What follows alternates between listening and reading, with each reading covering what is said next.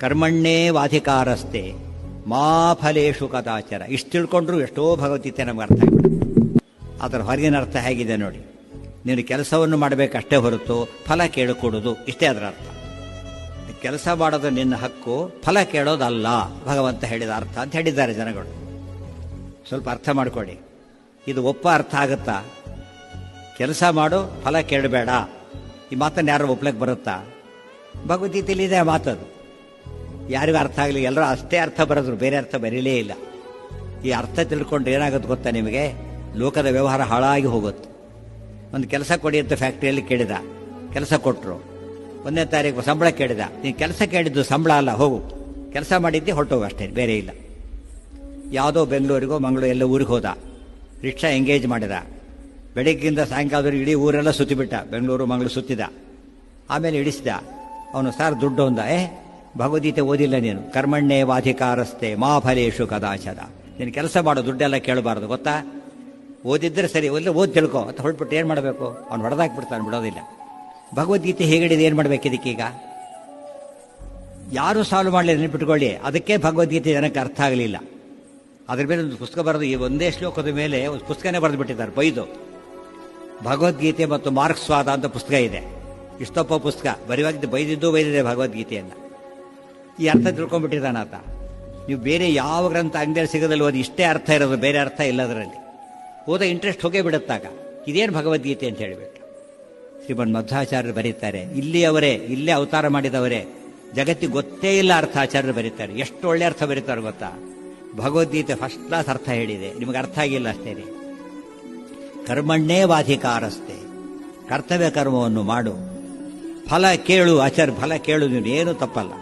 ಅಲ್ಲಿಲ್ಲ ಅಲ್ಲ ಅಂತ ಕೇಳಿದರೆ ನಿಮಗೆ ಅರ್ಥ ಆಗಿಲ್ಲ. ಪ್ರತಿಯೊಂದು ಕರ್ಮಕ್ಕೆ 2 ಫಲ ಇದೆ, ಗೊತ್ತಾಯ್ತಾ? ಮುಖ್ಯ ಫಲ ಅಂತ ಒಂದಿದೆ, ಅಮುಖ್ಯ ಫಲ ಅಂತ ಒಂದಿದೆ. ಮುಖ್ಯ ಫಲವನ್ನು ಕೇಳಲೇಬೇಕು, ಅಮುಖ್ಯ ಫಲ ಕೇಳಿಕೊಡುದು. ಯಾರಿಗೂ ಗೊತ್ತಿಲ್ಲ, ಆಚಾರ್ಯ ಬರೀತಾರದು. ಅದು ಹೇಗೆ?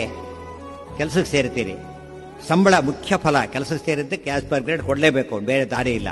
ಆದರೆ ಲಂಚ ಕೇಳಬೇಡ, ಅದು ಆಚಾರ್ಯ ಹೇಳಿದ ಅರ್ಥ, ಗೊತ್ತಾಯ್ತಾ? ಟೇಬಲ್ ಕೆಳಗಿಂದ ತಗೋಬೇಡ, ಮೇಲಿಂದ ತಗೋ, ಅಷ್ಟೇ ಹೇಳಿದ್ದು. ಅಂದರೆ ಸಂಬಳ ತಗೋ, ಲಂಚ ತಗೋಬೇಡ. ಈ ಅರ್ಥ ಕೇಳಿದ್ರೆ ಯಾರು ಭಗವದ್ಗೀತೆ ಬಿಡ್ತಾರೆ? ಯೋಚನೆ ಮಾಡಿ. ಅದು ಎಷ್ಟು ಸುಲಭವಾದ ಅರ್ಥ ಭಗವದ್ಗೀತೆಯಲ್ಲಿದೆ. ಮುಂದೆ ಭಗವಂತನೇ ಹೇಳ್ತಾನೆ, ಯಾರು ಅಪ್ಲೈ ಮಾಡಿಕೊಳ್ಳಿಲ್ಲ. ಅದರಿಂದ ಏನಾಯ್ತು ಅಂದರೆ ಭಗವದ್ಗೀತೆ ಕಂಡರೆ ಅರ್ಥ ಮಾಡ್ಕೊಂಡ್ಬಿಡ್ತಾನೆ. ಭಗವದ್ಗೀತೆ ನೋಡ, ಭಗವಂತನು ಬೇಡ ಅಂತ ತಿಳ್ಕೊಂಡ್ಬಿಟ್ಟು. ಎಷ್ಟು ಬ್ಯೂಟಿಫುಲ್ ಮೀನಿಂಗ್ ಅದು. ಏನೇ ಕೆಲಸ ಮಾಡು, ಒಂದು ಮಗು ಯಾರೋ ಬಿದ್ದರು ತಕ್ಷಣ ಎತ್ತಿ, ಅದು ದೊಡ್ಡ ಕರ್ಮ ಅದು. ಅವನು ದುಡ್ಡು ಕೊಡ್ತಾನೆ ಬಿಡ್ತಾನೆ, ಯೋಚನೆ ಮಾಡಬೇಡಿ. ಯಾರು ಶ್ರೀಮಂತನೆತ್ತರೆ ದುಡ್ಡು ಕೊಡ್ಬೋದು, 1000 ರೂಪಾಯಿ. ಮಗು ಏನು ಕೊಡುತ್ತೆ ಪಾಪ? ಇದು ಕೊಡೋದಿಲ್ಲ ಅಂತ ಎತ್ತೋದು ಬಿಟ್ಬಿಡ್ಬೇಡಿ, ಎತ್ತಿ ಭಗವಂತ ಪ್ರೀತನಾಗ್ತಾನೆ, ಗೊತ್ತಾಯ್ತಾ? ಮಗು ಏನು ಕೇಳ್ತೀರಿ? ಮಗು ಚೆನ್ನಾಗೈತೆ, ಅದೇ ನನಗೆ ಸಾಕಿನೇನು ಬೇಡ. ಬಿದ್ದು ಮಗು ಎತ್ತಿಬಿಟ್ನಲ್ಲ, ಯಾರೋ ತುಂಬ ಬಾಯಾರಿಕೆ ಆದವನು ಬರ್ತಾನೆ, ಅಮ್ಮ ನೀರು ಅಂತ ಕೇಳ್ತಾನೆ, ಇವನು ಕೊಡ್ತಾನೆ, ಅವನು ಕುಡಿತಾನೆ, ಮುಖದಲ್ಲಿ ಸಂತೋಷ ಕಾಣುತ್ತೆ. ಅದಕ್ಕಿಂತ ಫಲ ಬೇಕಾ ನಿಮಗೆ? ಅವನು ಇಷ್ಟು ಮುಖ ನೋಡಿಕೊಂಡು ಕೈ ಮುಗಿತಾನಲ್ಲ, ಎಷ್ಟು ಕೋಟಿ ರೂಪಾಯಿ ಕೊಟ್ಟು ಆನಂದ ಆಗೋದಿಲ್ಲ. ಅದು ಬಿಟ್ಟು ದುಡ್ಡು ಕೊಡೋದು ನಮಗೆ ಅಂತ ಹೇಳಿ ಮುಗಿಸ್ಕೊತಾರೆ. ಅದನ್ನು ಕೇಳಬೇಡ ಅದು ಭಗವಂತ ಹೇಳ್ತಾ. ಇವತ್ತು ಕಾಲ ಎಷ್ಟು ಕೆಟ್ಟ ಹೋಗಿದೆ ಗೊತ್ತಾ? ತಂದೆ ತಾಯಿಗಳನ್ನ ಮನೆ ಅಂಟ್ಕೊಂಡಿರ್ತಾರೆ. ತಂದೆ ತಾಯಿಗಳು ಸಾಮಾನ್ಯರಲ್ಲ, ರಿಟೈರ್ಡ್ ಪ್ರೊಫೆಸರ್ಸು ಅಷ್ಟು ಮೇಲಿರ್ತಾರೆ. ಅವ್ರ ಪೆನ್ಷನ್ನೇ ಲಕ್ಷ ರೂಪಾಯಿ ಬರ್ತಿರುತ್ತೆ. ಮನೆಯಲ್ಲಿ ಅವ್ರು ಇರ್ತಾರೆ. ಎಂಥ ಮಕ್ಕಳಿದ್ದಾರೆ ಗೊತ್ತಾ? ಪೆನ್ಷನ್ ಕೊಟ್ಟರೆ ಊಟ ಹಾಕೋದಿಲ್ಲ ಅಂತ ಹೇಳಿರ್ತಾರೆ. ಅಂಥ ಪಾಪಿಗಳಿದ್ದಾರೆ. ಇವ್ರು ಏನು ತಿಳ್ಕೊಳ್ಳೋಕೆ ಸಾಧ್ಯ ಇದೆ? ಅವ್ರಿಗೆ ಅಪ್ಪ ಅಮ್ಮ ಬೇಡ, ಪೆನ್ಷನ್ ಬೇಕಷ್ಟೇ ಅವ್ರಿಗೆ. ಇವು ಆ್ಯಕ್ಚುಲಿ ನಡೀತಿರೋದು ಹೇಳ್ತಿರೋದು ನಾನು, ಕಥೆ ಅಲ್ಲ, ನಡೀತಿರೋದನ್ನು ಹೇಳ್ತಿರೋದು. ಅದು ಎಷ್ಟು ಭಗವದ್ಗೀತೆ ಬಿಟ್ಟದಕ್ಕೆ ಅನರ್ಥ ಆಗಿದೆ ಗೊತ್ತಲ್ಲ. ನಾವು ಒಂದು ಯೋಚನೆ ಮಾಡೋದು ಕಲಿಬೇಕು. ಹಿಂದೆಲ್ಲ ಹಾಗಿರ್ತಿತ್ತು.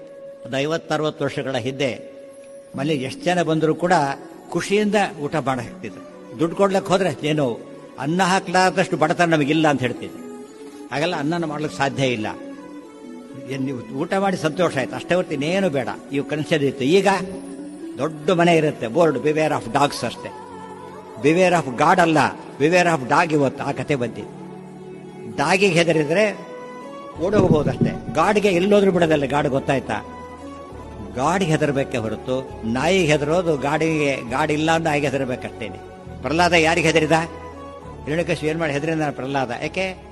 ಬಿವೇರ್ ಆಫ್ ಗಾಡ್ ಅಂತ ಹೇಳಿದ ಅಪ್ಪಗೆ. ಅವನು ಬಿವೇರ್ ಆಫ್ ಮೀ ಅಂತ ಹೇಳಿದ. ನೋ, ಸಾಧ್ಯ ಇಲ್ಲ ಅಂತ ಹೇಳಿ. ಅಂದ್ರೆ ನಾವು ಧರ್ಮಕ್ಕೆ ಹೆದರ್ತಾ ಇಲ್ಲ, ದೇವರಿಗೆ ಹೆದರ್ತಾ ಇಲ್ಲ, ಯಾವುದಕ್ಕೂ ಹೆದರ್ತಾ ಇದ್ದೇವೆ. ಅದು ಆಗಬಾರ್ದು.